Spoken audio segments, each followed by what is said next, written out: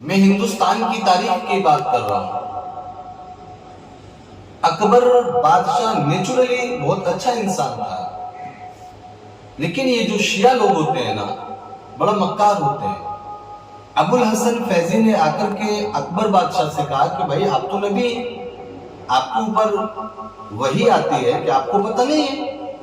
اکبر بادشاہ نے کہا کہ بھائی میں تو نبی نہیں ہوں، آج تک میرے اوپر وحی نہیں آئی۔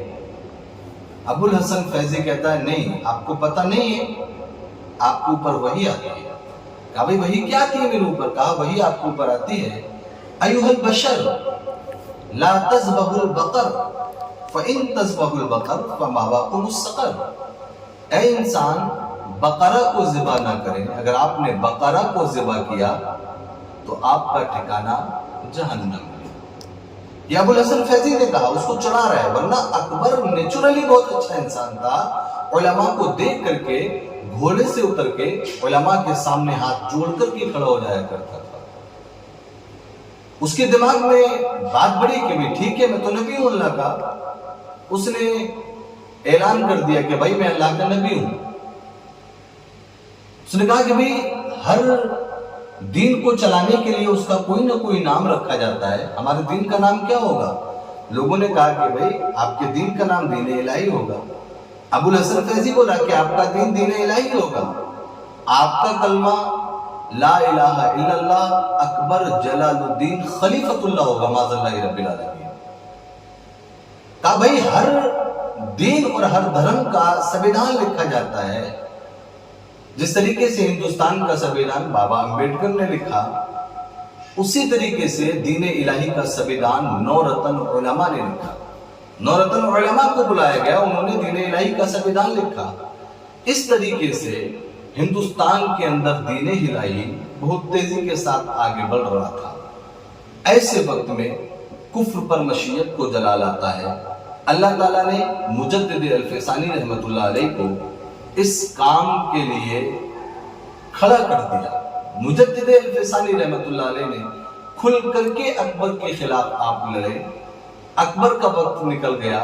اس کے بعد میں جب آگے چل کر کے جہانگیر کی حکومت آئی تو اس نے مجدد الفسانی رحمۃ اللہ علیہ کو صرف اس بنیاد پر جیل میں سلاخوں کے پیچھے ڈال دیا کہ مجدد الفسانی رحمۃ اللہ علیہ نے اکبر پر کفر کا فتویٰ لگایا، اور وہی نو رتن علماء جنہوں نے دین الہی کا سنویدھان لکھا، ان کے خلاف آپ نے فتویٰ لگایا کہ یہ نو رتن جو علماء ہیں یہ واجب القتل ہیں، اکبر کافر ہے۔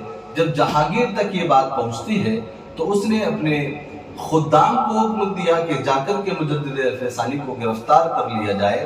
حضور مجدد الفسانی رحمۃ اللہ علیہ کو گرفتار کر کے گوالیر کی جیل میں سلاخوں کے پیچھے ڈال دیا گیا۔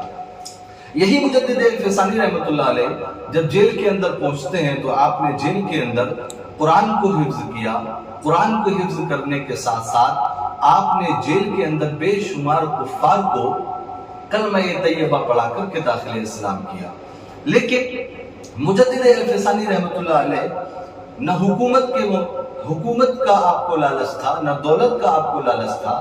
مجدد الفسانی رحمۃ اللہ علیہ کے 3 مرید کھڑے ہوتے ہیں، اور کھڑے ہو کر کے آپ نے حکومت وقت کا کھل کر کے مقابلہ کیا۔ کہا کہ بھئی مجدد الفسانی کو جیل سے باہر نکال دیا جائے، ورنہ ہم تم سے مقابلہ کرنے کے لیے تیار ہیں۔ 3 مرید حکومت وقت کو چیلنج دے رہے ہیں کہ ہم تم سے مقابلہ کرنے کے لیے تیار ہیں۔ مجدد الفسانی رحمۃ اللہ علیہ کے یہ تینوں مریدوں نے کھل کر کے حکومت وقت سے مقابلہ کیا، اور ایک وقت وہ آیا کہ جہانگیر کو انہوں نے کرسی سے اٹھا دیا۔ لیٹر لکھا مجدد الفسانی کی بارگاہ میں کہ اے مجدد الفسانی رحمۃ اللہ علیہ، ہم نے جہانگیر کو کرسی حکومت سے ہٹا دیا ہے، آپ آئیں اور آ کر کے بادشاہت سنبھالیں۔ اس وقت میں حضور مجدد الفسانی رحمۃ اللہ علیہ کا جواب تھا کہ حکومت جہانگیر کو مبارک ہو، ہم کو دین مصطفیٰ، دین شریعت مصطفیٰ کا پیغام قرآن ہمیں مبارک ہو۔